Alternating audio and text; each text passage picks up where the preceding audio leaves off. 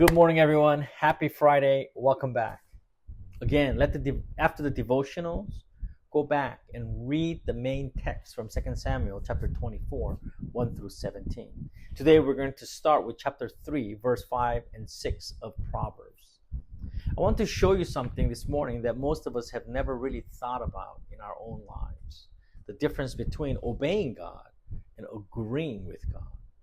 Let me start here. A father tells his 10-year-old son to be home by 6. The boy says, okay, but why 6? Why not 7? Why not 6:30? Give me a reason. And the father can give him a reason. Maybe there's a game on or dinner's at 6:15, whatever it is. But notice what already happened before the reason was even given. The son is testing the father's rules. He made himself the judge.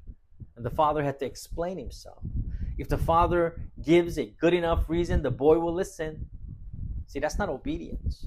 That's the boy deciding the father's right. And the boy is still the one in charge. And that's what I mean by the difference. Agreeing is when someone tells you to do something and you can see the reasons and the reasons make sense to you, so you do it. It looks like obedience. It feels like obedience from the outside. But if you only do what God says when you already understand why, then you haven't obeyed Him. You've agreed with Him. Because ultimately, you're the one who decides if what God says is good enough. And here's the thing. This isn't a new problem, by the way. It's the oldest one there is.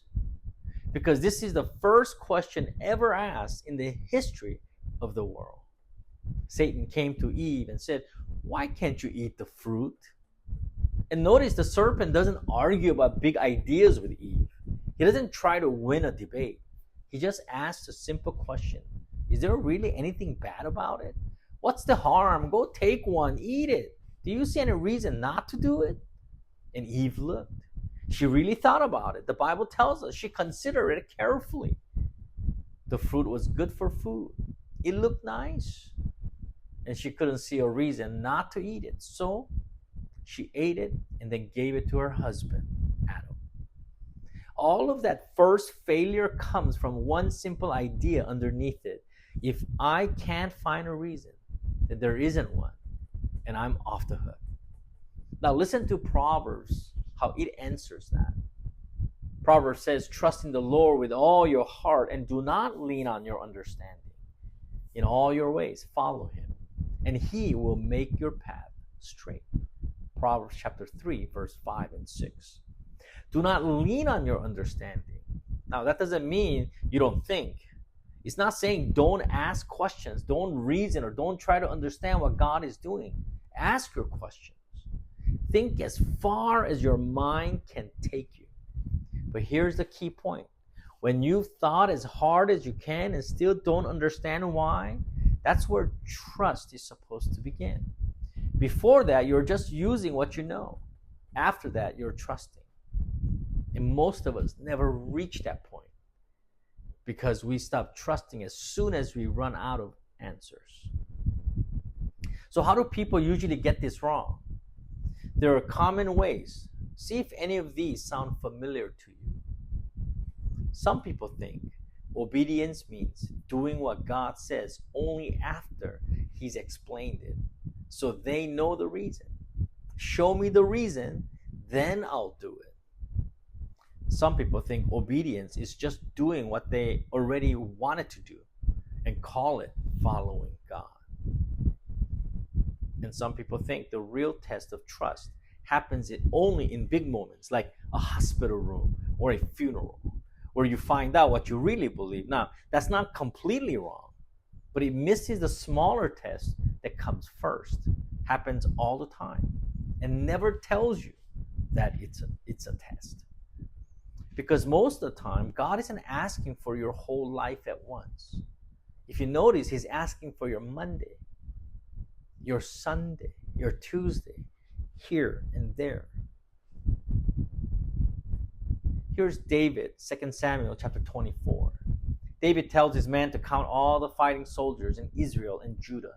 It took 9 months and 20 days. The Bible even tells us how long it took. That's how complete it was.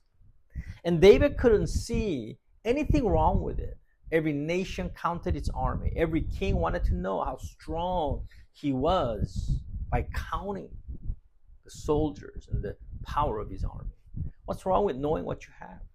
Well, Joab knew it was wrong. Well, that was wrong. Even Joab, and if you read 2 Samuel, you know he's not exactly known for a soft heart.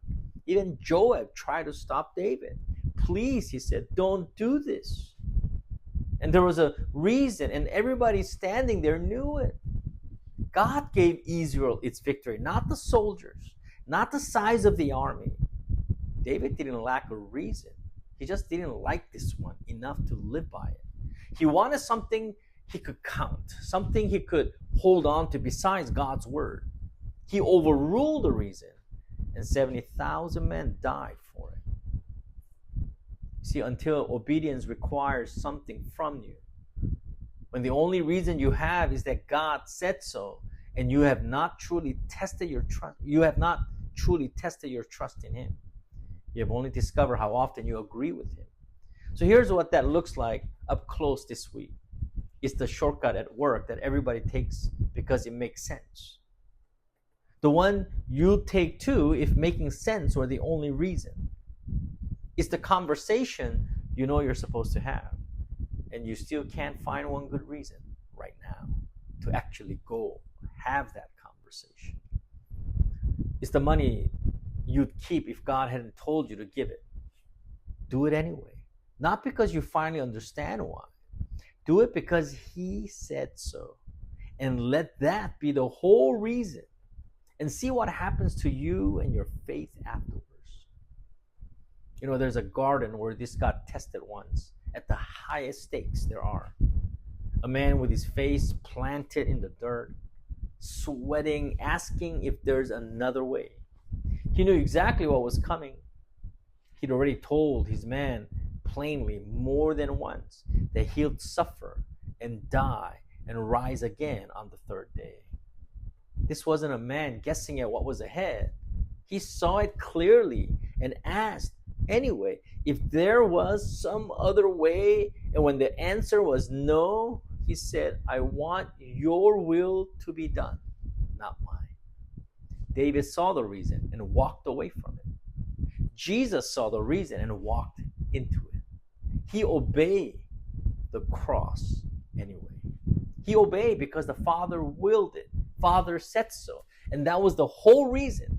And because He did, you've got new life through Him. You're made right with God. My friends, God bless you. Take that to worship this weekend. And may you have an amazing worship with Jesus. God bless you, and I'll see you soon.